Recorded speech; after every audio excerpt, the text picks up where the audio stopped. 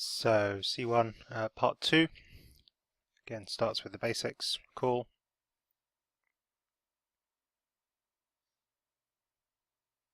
So recall that coal is made mainly out of carbon. So it's got some hydrogen, some sulfur in there, some oxygen, but it's mainly carbon. And recall that petrol, diesel and fuel oil are mainly compounds of carbon and hydrogen, and therefore they are called hydrocarbons. All of these three, petrol, diesel and fuel oil, they are derived from crude oil. So if we take crude oil, which is just the liquid fossil fuel, and then it's purified by distillation, fractional distillation, then that forms multiple useful products, for example, petrol, diesel, fuel oil, naphtha, all of these things. And because crude oil is mainly made of hydrogen and carbon, these components, petrol, diesel and fuel oil, they are also made from hydrogen and carbon. Mainly, understand that when fuel burns, atoms of carbon and or hydrogen from the fuel combine with atoms of oxygen from the air to produce carbon dioxide and water, and or water. Hydrogen oxide, I'm not entirely sure why they've named it as such there. So if we consider a simple example here, so if we take oxygen atoms, so that would be two oxygen atoms which will make an oxygen molecule, and methane, which will be the simplest of the hydrocarbons, and it's got some hydrogens on the side there, so that would be an example of a methane molecule, and this is an example of an oxygen molecule. They recombine to make carbon dioxide, so carbon and then dioxide, so two oxygens, and then water, which you'll know that's the formula H2O, so we've got water in the middle,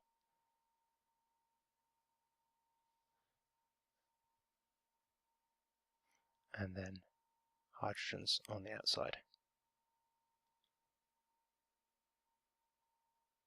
Okay, so the key for this diagram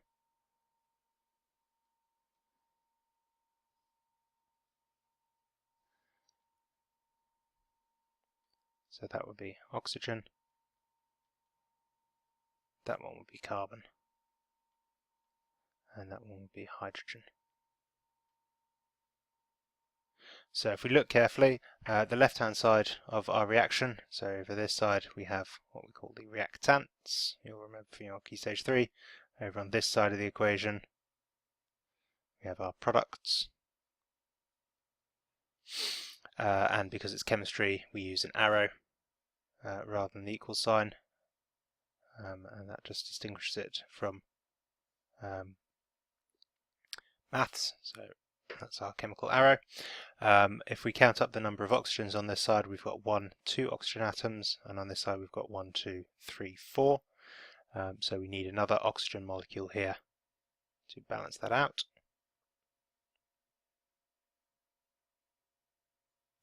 And then if we've got 1, 2, 3, 4 hydrogen atoms, then we've got 1, 2, 3, 4 hydrogen atoms here, and 1 carbon atom and 1 carbon atom here. So we can say that this equation is balanced as the same number of each atom or each element on both sides. So that would be a good definition of a balanced equation, same number of atoms of each element on both sides. So this reaction is a burning reaction, and burning is just any time a fuel combines with oxygen.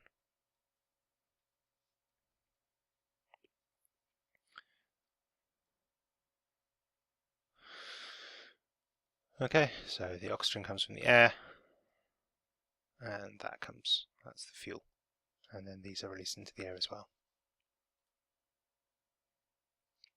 Understand the substance chemically combined with oxygen, an example of oxidation, that loss of oxygen, an example of reduction, and that combustion reactions or burning reactions are therefore examples involving oxygen. So this is our definition here: oxidation,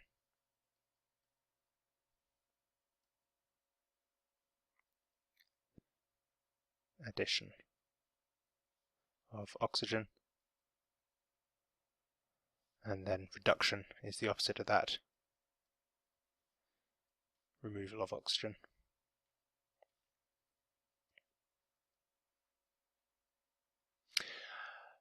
And because combustion reactions, and then combustion is just a fancy name for burning, when we combust something we burn it, and therefore we're adding oxygen to it, and therefore it is an oxidation reaction. Understand that fuels burn more rapidly in pure oxygen than air. If we go back to C1, part 1, we remember that air contains 21% oxygen, whereas pure oxygen would be 100% oxygen. So if we think about the difference between those two, it's about 5 times more oxygen in pure oxygen, therefore we would expect it to burn around 5 times faster.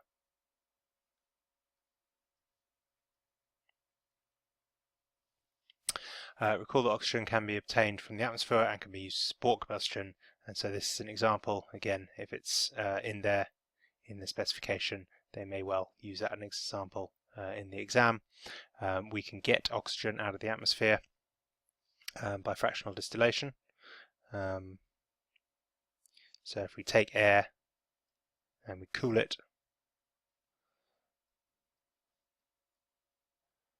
so even gases can be cooled down and they can become liquid, and then we slowly heat it, then the gases come off at different temperatures, and then we can collect the gases at different temperatures. So that's one way that we can get oxygen, and so oxygen's used in lots of different processes. Oxy-fuel welding torches, so oxyacetylene for welding or things together. It'll be used in hospitals for patients that require high oxygen, and it's used in chemistry labs for all sorts of synthetic reasons. Understand that chemical reactions, the properties of the reactants products are different. So if we go back to the example we had up here, our air,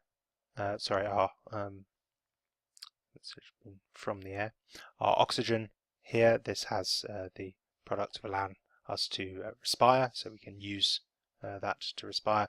It also allows combustion of fuels, so that's oxygen when there's 2 of them together. Fuel, methane, this is a fuel which we can use to liberate energy and keep ourselves warm. When we recombine the elements in this reaction, the product, carbon dioxide, here this can be absorbed by plants in photosynthesis, and water, where we can drink it, keep us hydrated, makes the oceans.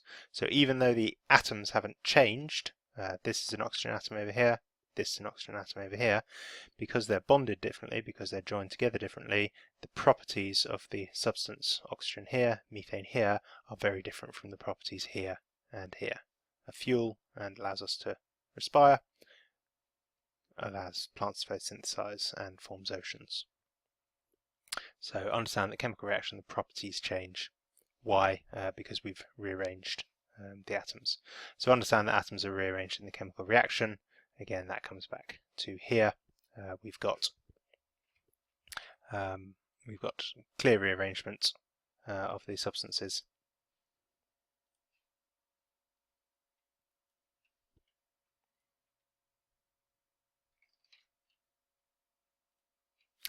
Clear rearrangement from the left-hand side to the right-hand side, and interpret representations of rearranged atoms during the chemical reaction. Well, this is exactly what this shows, showing the atoms as little particles.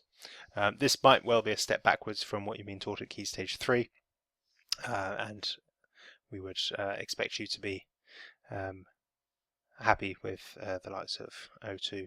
So we've got 2 lots of O2 and CH4. You might have come across this Key Stage 3 if your teacher pushed you on a little bit. So that's how we would write this equation using the chemical formulae in this particular GCSE at the C1, C2, C3 level. They will be showing reactions with this particle diagram, so you need to be able to do it in this form. When you get to C456, you'll be going back to this form. Understand that during the course of the chemical reaction, the number of atoms for each element must be the same as the products, thus conserving mass. So this just takes us straight back to here again. When I balanced this, I counted the number of oxygen atoms, so 4 oxygen atoms on this side, 1, 2, 3, 4 on that side, 1, 2, 3, 4 hydrogens, and 1 carbon, 1 carbon. Oxygens will have a certain weight. They happen to have a weight of 16. So if we count up the total mass of all of those ones, that will be a mass of 64 for those ones. Carbons happen to have a mass of 12 and hydrogens happen to have a mass of 1. So overall these ones would have a mass of 16. This one carbon which is 12, and then 2 hydrogens which is 32, that has a mass of 44, and then waters are 18 each, so 2 of them is 36.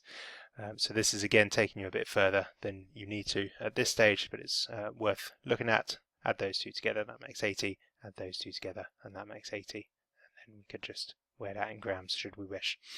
But fundamentally, if there's the same number of atoms on the left and on the right and they haven't changed, then the masses must be the same. Understand how sulfur dioxide is produced if the fuel that is burnt contains sulfur. Well, this is very simple, what we've discussed previously. Sulfur reacts with oxygen from the air, and that creates sulfur dioxide. So that one shouldn't cause you any problems. Understand that burning fuel in power stations and for transport pollutes the atmosphere with carbon dioxide and sulfur dioxide.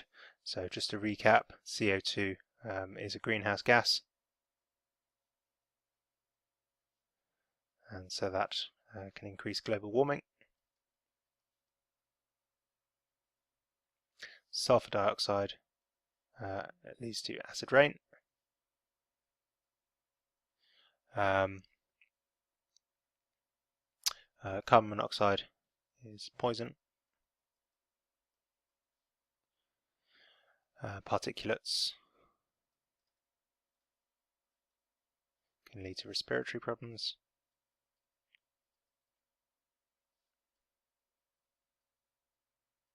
So things like breathing.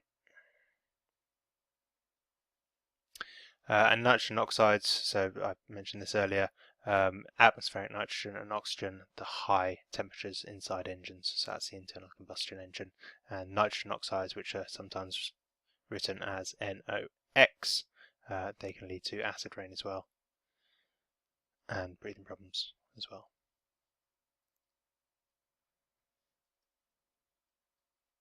And the reason that's written as NOx, just if you're interested, is because it can be nitrogen monoxide and nitrogen dioxide. So a little bit of algebra there for you. Relate the formula of carbon dioxide, carbon monoxide, sulfur dioxide, nitrogen oxide to visual representation of their molecules. So this is similar to what I've done previously. So they might draw something like that, and then that would be oxygen, and that would be carbon. So that would be carbon dioxide. Carbon monoxide would therefore be carbon and oxygen. Sulfur dioxide, sulfur might be solidly drawn like that. So that would be sulfur. So sulfur dioxide would look like that. And if nitrogen had that kind of symbol, then nitrogen dioxide would look something like that. Okay, so again, these are what you will probably have come across at Key Stage 3, but in this particular GCSE they use this particle diagram. Recall that nitrogen monoxide is formed from combustion of fuels in air, subsequent oxidized to nitrogen dioxide, and they're jointly referred to NOx, so that's what I said previously. Okay, so that should be it for one more, so I'll pick this one up in the third part as this video is about to run out of time.